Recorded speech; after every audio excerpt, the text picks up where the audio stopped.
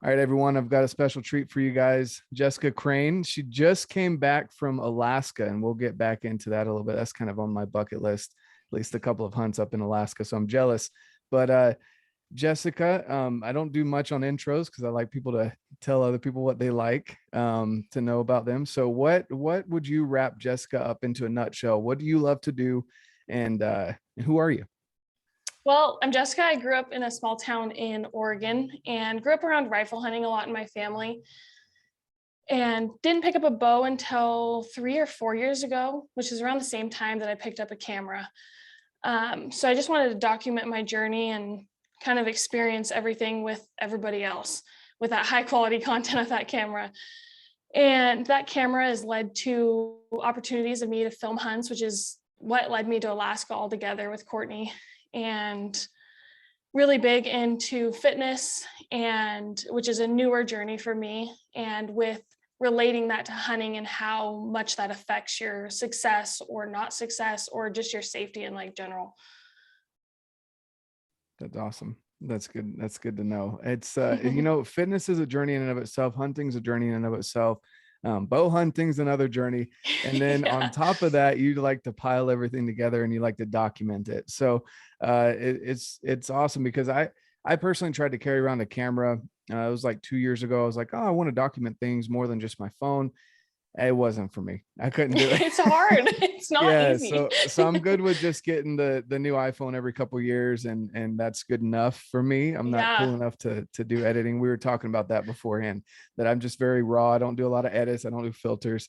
But you've put out some good stuff, and it's cool to hear, you came from rifle, you moved over to bow hunting, and then the fitness aspect. So we're going to touch on a couple of those things. You've also got a husband who's into, from what I've seen, he's into fitness and the outdoors Yes. as well. Yeah. That's awesome. And did you always grow up in kind of the outdoors, or was that more of an adult onset thing? Like for me? So I would say definitely, like, I have gotten so much more into it as it being an adult with Oregon and point creep and the issues with that. I feel like I couldn't carry a tag a lot. I grew up with my dad hunting and kind of got out of it a little bit through college, and then got right back into it, more of like the conservation side of it and like what truly hunting is and what it's about, and kind of diving into that. So yeah, I grew up around rifle hunting my whole life, and then just got into bow hunting. And my husband, I introduced him to big game hunting, so that was a pretty cool experience for us to get together, and he got his first bull elk with a rifle, so that was pretty awesome. That's more than I've got. So They're tough. Right. Yeah, for real. And I think that's the allure of elk hunting, but that's so cool. So yeah, I said for me, adult onset hunter, mainly, I grew up fishing and then the outdoors and stuff, but and fitness through sports. But I think that's kind of becoming more popular, especially with the pandemic. A lot more people were jumping on board because they wanted to get out of the house. They wanted to do something. So I think it's cool that you grew up that way and then you introduced your husband to it. So what is it that drew you to the outdoors? Oh man, I think there's so many different things, but just going back to the basics of just listening, like using your senses and just to hunt down that animal and just to watch the animals. I mean, it's so much more than just the kill. It's watching and knowing that they're there day in, day out. It's like they live, breathe, survive, and that most of the time survive. But it's just getting away from everything and just experiencing those basics. Yeah, no, definitely. It's something that you can't really put into words. It's hard to explain to people. When I try and talk to people about why it's so important to get outside and just trying to keep things simple. But also they're like, wait, you do what for how many days and no cell service? And I'm like, yeah, I actually prefer that. Like, Yeah. yes, I post every day, but at the same time, like I love those times where I don't have cell service and I don't have to worry about it. And it's awesome to get out there and just connect with nature. Yeah. And it's so different, the different experiences that you can get. I mean, you've been up to Alaska, and I've brought that up a couple of times. You can't tell that I'm jealous about that, but you've been to Alaska, you've been out west. And then have you ever gone hunting out east, or where are you guys No, from I again? have not. Oregon. That's right. Okay. Yeah, I have not been out east at all. So definitely a lot. experience that I want to experience, but There you go. Yeah, it's a lot different. I out east, I mean, I grew up in North Carolina, and so it's very flat. And it's funny because out there we've got the Appalachian Mountains, and they're more like rolling hills compared to like the Rocky Mountains. yeah, But they have a different allure to them. They're more dense with trees, and I would use the words to describe Eastern outdoors as more like beautiful, lush, green, beautiful, and then out west, out here, it's majestic. yeah, There's I just, could you see can't that. compare them. It's like apples to oranges, and you just have to go out and experience it. So when you do get out there, I would recommend driving the Blue Ridge Parkway, Okay. and doing that when the color change is happening. So I want to say it's October-ish, but it's like God takes a paintbrush and just wipes it across the Appalachian Mountains, just That's orange, awesome. yellow, red. It's beautiful.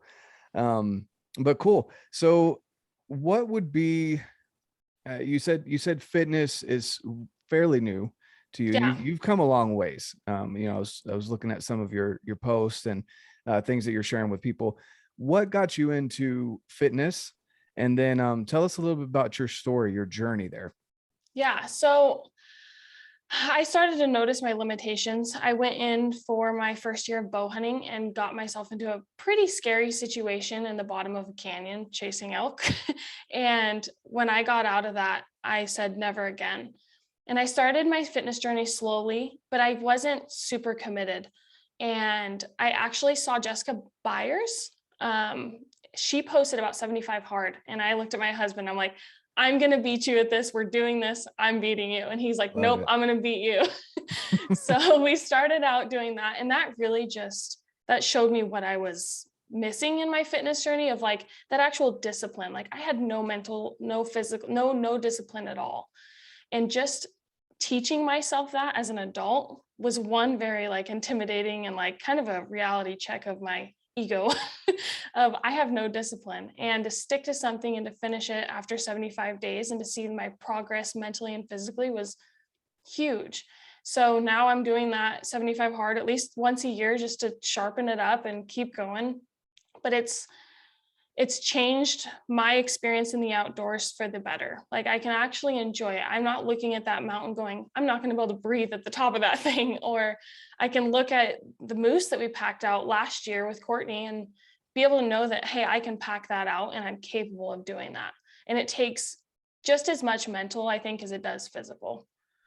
I'd So agree with yeah. that. Definitely agree with that. So your fitness journey came because you hit a limit, and it's Mm-hmm. interesting that I have found in talking to people. One, it's interesting how many people catch on to 75 hard, and that's kind of uh, I guess a push to go even further. But also just that people generally find their breaking point. And for some people, it's on the mountain, like you, chasing majestic creatures, and instead of wanting to quit, you wanted to turn around and get better. Even though we'll never be able to keep up with elk, I know, unfortunately. right? Try to close that gap, but Yeah, or even just like walking through. If I could find a way to be silent like them through deadfall and brush and all that stuff, like right. I'd be a millionaire. Like I think everyone, I think everyone would love to know how to do that. No Uh, joke. or seriously, but you found that breaking point, and then you said you don't ever want to experience that again. So Yeah. kind of walk us through that. How long has that been? Has that been year, 2 years, 3 years? So that's been about 3 years. And when I started, I just didn't take fitness as seriously as I did. I would say like it was last year when I first started 75 hard. So that was when my big like transformation, mental, physical, everything actually changed for me when I actually started to take it pretty seriously. But yeah, it was about 3 years ago is when I first got my bow. Nice. Okay, so about 2019-ish. Mm-hmm. That's again, that I find that super interesting. Do you mind me asking? I know this isn't a popular thing to do for coming from the South. You don't ask women their age, but how old are you? I'm 27. Okay. It's Yeah. so interesting because I'm turning 30 in like a week. I remember when I used to think 30 was old, like, Right. and I I'm like, feel man, I'm that. just getting started. And it's interesting too, because I've noticed a lot of people around the 2019, 2020 timeframe had kind of that same get up and go mentality that they didn't want to get stuck. Yeah. in something, and either picked up a bow, which is awesome that you started bow hunting then as well. Um, but as far as your fitness journey is concerned, so you started in 2019 and you dabbled in it, and then Mm-hmm. you started 75 hard about a year ago. So you gradually worked into it, which I highly recommend that for anyone. Like, don't Oh go yeah. from zero to CrossFit champion in 3 months. Like, don't don't do that. That's not, you're gonna break yourself. Okay. Yeah. It's not really, I mean, it might be possible for some people. Right. You're cool if you can do that. But don't try and do that. You don't have to do that. So you gradually worked into it. You were losing some weight, and then you kind of also had a fire lit with 75 hard. Yeah. Tell me and the listeners out there just a little bit more about that. They've probably heard me talk about it too much, but from someone else's perspective, why 75 hard? What were maybe two takeaways that you got from that? Um, but let's start with just first, how did that help you with your fitness journey? Definitely just having structure. And I would say that I'm a pretty competitive person. So the fact of having a check off list every day and knowing, Wait, competitive? Yeah, yeah, like you looked at your husband and said that you wanted to beat him in I'm something? like, Like I'm that's gonna win. Let's go. So we were actually both pretty competitive, so it worked out pretty well. But that's awesome. just having that checklist every day of like going down the list of getting your workouts in, getting your water in, even just getting your picture in is so much more of a challenge than you think it is, because it's so easy that you almost put it in the back of your head.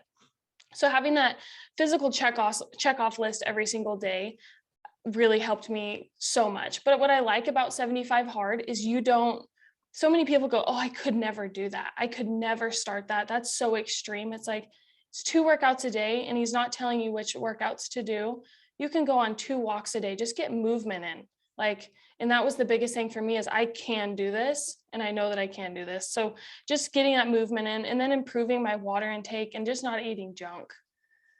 But it's helped me enormously. It helped my husband a lot, and he's on the fact of trying to gain weight, which is what a lot of people try not to do. But it's for everybody, and that's what I'm saying. Like, you don't have to go in saying I'm going to lose weight to be the skinniest I can be. It's like I came in to get as strong as I can get. So it's for everybody. Exactly. Yeah. And it's definitely very scalable. I think people look at it a lot and they're like, oh, a gallon of water, that's not healthy for you, or this, that, or the other. And to be honest with you, there's naysayers to everything, right? Mm-hmm. But this is very scalable. And the fact that he says the same thing, Andy even talks about that, how, if you can't run, then walk, right? Mm-hmm. Get out there and just get some movement in more than what you already are. Just push your boundaries, right? That's kind of Mm-hmm. the big thing too. Don't skimp out on it because you won't get as much out of it as maybe you should and you Mm-hmm. could. But if you have, for example, if you can go for a walk outside, like for me, so just scaling it to having kids and being busy and all the other things that go along with that. Throwing some weight on my back when I realized it was too easy to just walk at a brisk Mm-hmm. pace when my shins weren't burning anymore. You add some weight to your back. Everyone's got a backpack. Everyone has books. Everyone has something they can put in a backpack to walk around with. Yeah. It's not that difficult. It's just, keep it simple and keep it sustainable. So it sounds like it worked out really well for you. Yeah. And are you where you want to be and kind of maintain, or are you still hitting after or getting after your I'm fitness? I'm still definitely getting after it. So the first time I did 75 hard was before my first trip to Alaska, which was with Courtney Levesque, and so that was a moose hunt. Packing out a moose is extremely difficult. So that gave Hmm. me another check of like, hey, I'm not where I want to be. I want to keep going. I just want to be as strong as I can because I don't want to be out in September, get an elk down, and that meat spoil because I can't get it out. It's like that's your biggest fear as a hunter. Like you don't want that to happen at all. So I'm still pushing, still grinding as much as I can to get better. Yeah, no, definitely.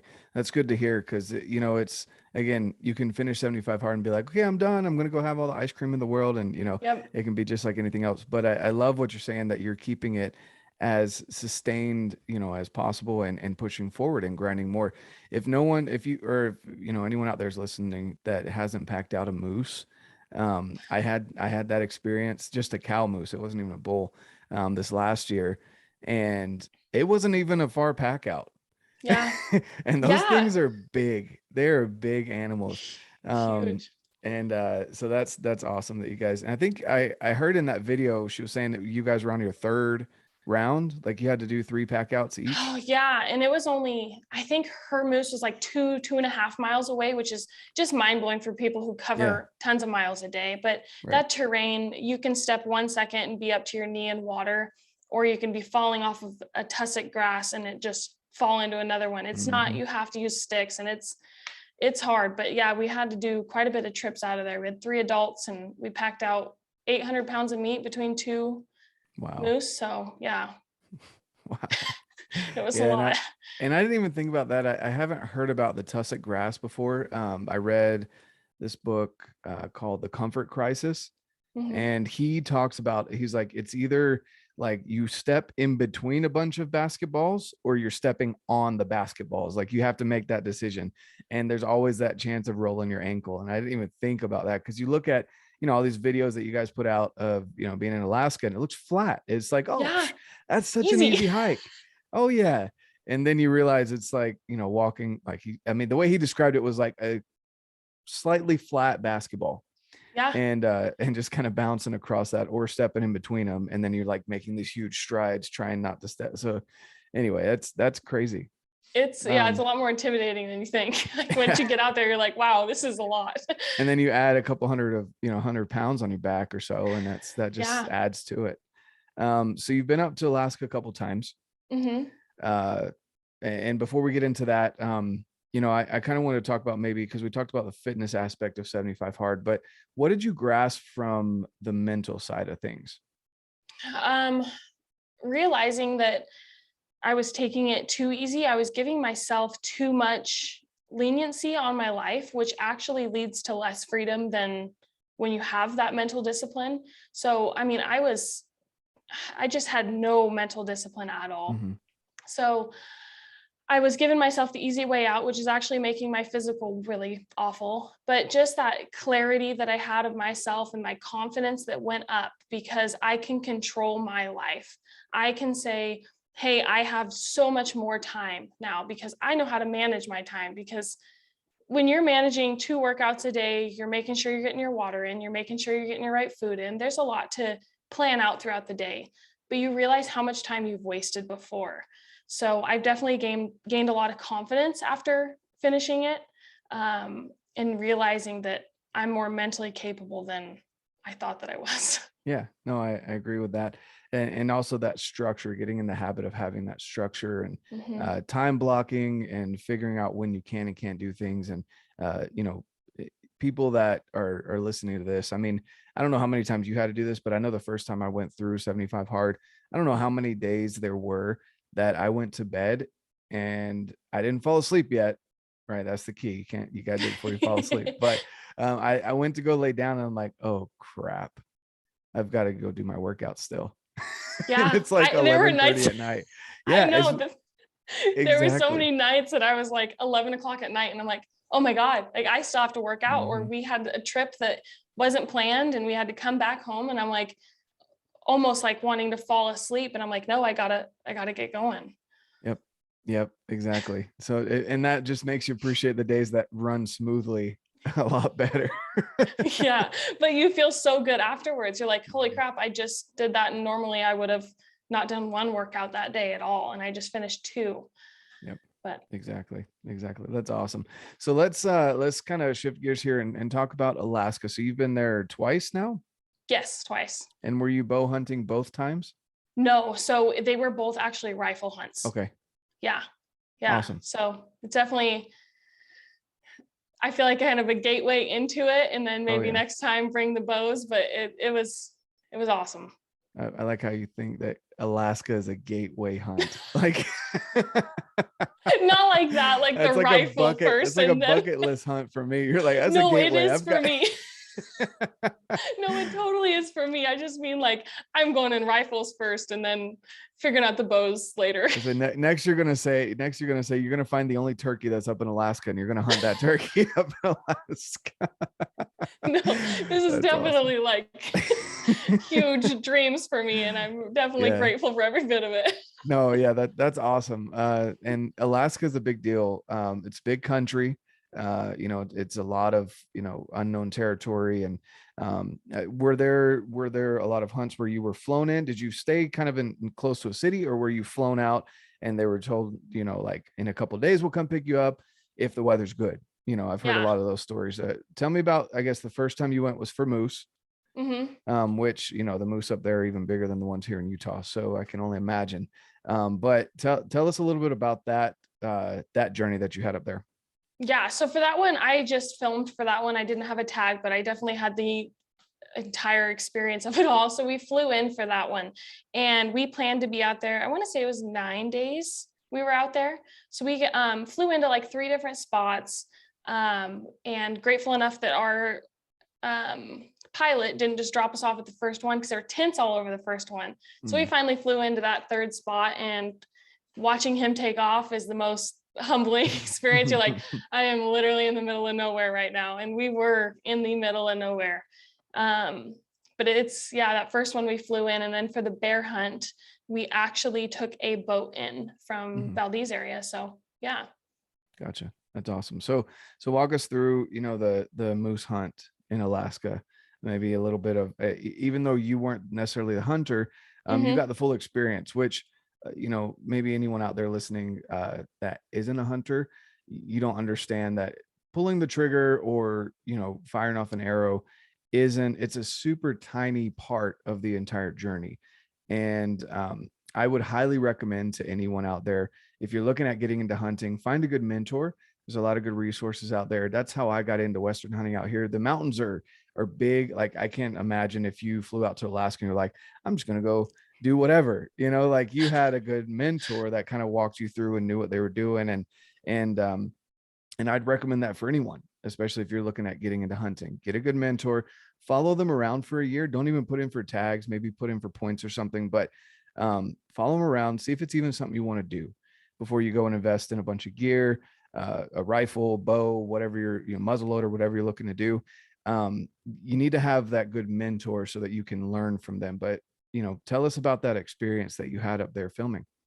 Oh, it was definitely just taking every single bit of it in. Like, as they flew off, it was just that most humbling feeling of like, we are literally out in the middle of nowhere, which is something I've never experienced before, just being flown in, dropped off, and bye, see you later. Looking at the terrain altogether, I was like, oh, this really isn't going to be that bad. But then once you get into those lands, it's a good suck. Like, it's a good suck. I mean, I'm so grateful for it all. And then I'm sitting there glassing on the side of this little ridge, and I see a moose through my binoculars. I'm like, I don't even need these right now. They're so massive. They're so huge. And like, they are amazing animals, but it definitely made me realize where I'm still not where I want to be physically wise, because that terrain is so insane. But to watch Courtney pull that trigger on her bull that she had, and to watch like Dustin take his too, it was pretty amazing. And walking up to him and the size of the animal, and realizing that we still have to go 2.5 miles back to camp just to drop it off and to come back and do it again. It took a couple days to get those out. So yeah, it was awesome. Yeah. And I mean, was this one of those bulls that you could walk under and not even touch his belly? Like, that's how I feel. They're big. Those are Alaskan so moose big. are huge. Yeah. Yeah. That's Incredible. awesome. Yeah. It's, you know, I thought you were going to say, you know, they dropped you off, the plane flies off, and then you look down and there's bear scat everywhere, you know, like. Okay. On the moose hunt, I was so shocked. We didn't see one single bear. We saw awesome. wolves, but I was so shocked that we didn't see like any bears at all. And we had some good vantage points where we could glass quite a bit. And Dustin, being a resident there, he's like shocked. He's like, this is so weird that we're not seeing any bears. And I'm like, well, I mean, I'm not really down to get face to face with a brown bear, but you're like, I wouldn't mind seeing one on the flight out. How about no joke. Yeah. Wolves kind of freak me out even more than bears, just because they're powerful creatures too. They're over 6 feet tall when they're on their hind legs, and they travel in packs, and they're super smart. You know, that's a pretty incredible, you know, experience as well. And so that's really awesome that you were able to go up there and film for them. You got to help pack. You were the pack mule as well, not just the film crew. Yeah. And and then you went up. So that was a couple years ago. That was last year. Yeah. Okay. And then you Yeah. went this year with your own tag in your pocket.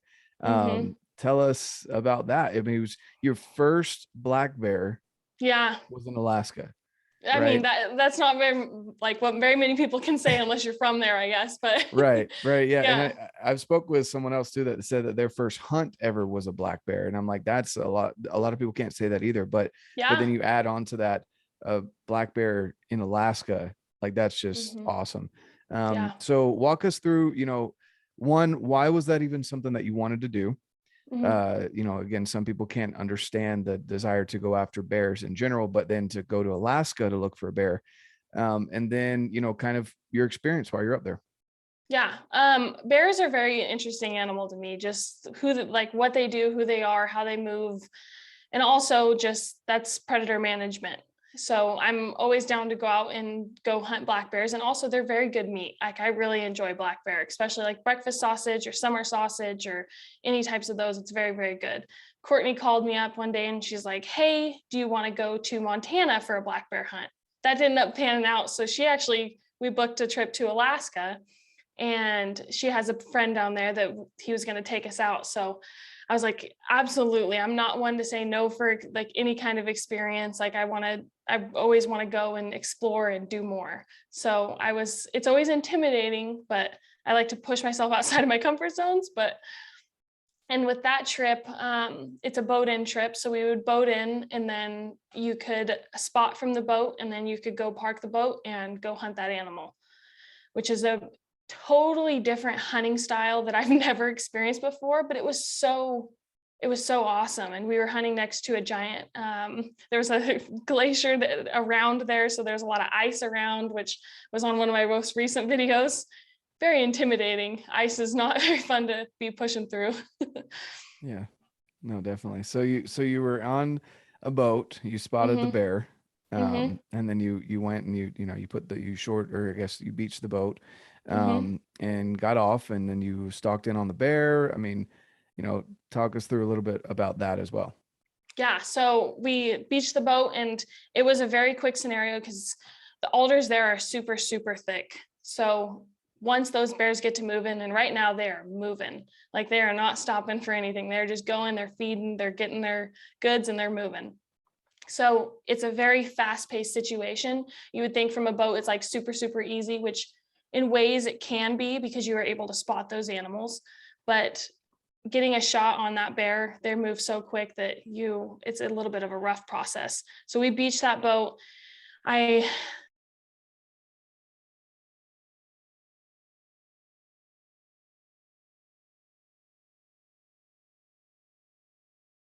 right out in the open had a good, and it was a good clean kill right through the heart. And he went down maybe 30 yards away. And I didn't know that they did like a death cry. I mean, and that sounds so bad, but like a death Mm. moan.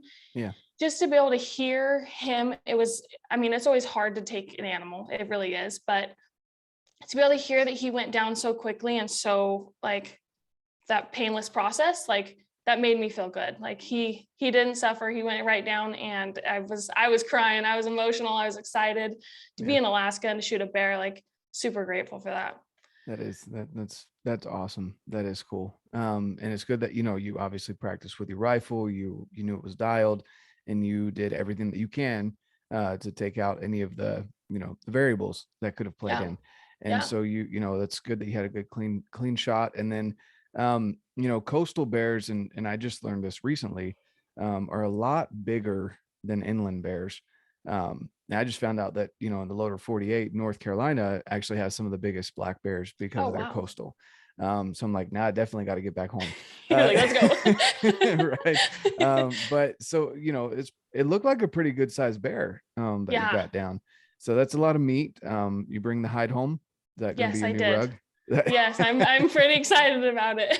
That's He has a awesome. beautiful, and those bears are known for just their thick, thick coat, I was told. Mhm. So seeing it in person, when I got up close, I'm like, holy cow, like this, he's beautiful. And he's got a beautiful little blonde nose. And yeah. That's awesome. That's cool. So you took everything you could back home. Yes. Yes. And that's another big thing too. So, you're able to cherish that bear, to, to use the resources that it provides as well. You obviously are helping the ecosystem. People smarter than me know how to manage, the predators, and keep the numbers as right as we can, right? There's always fluctuations and stuff, but so you're contributing to that. But you didn't just go in for a trophy. You went in and you're taking the Mm-mm. meat, you're taking the skull, you're taking the hide, and you're using it. You're using it all. It's funny because I've had bear meat, but I haven't had the opportunity to hunt a bear myself yet. Mhm. And I heard, was it Cameron Haynes was talking to Joe Rogan about it, and he was like, I don't know what it is, and maybe it's a mental thing, but he was like, I feel like more of a beast when I eat, elk and deer.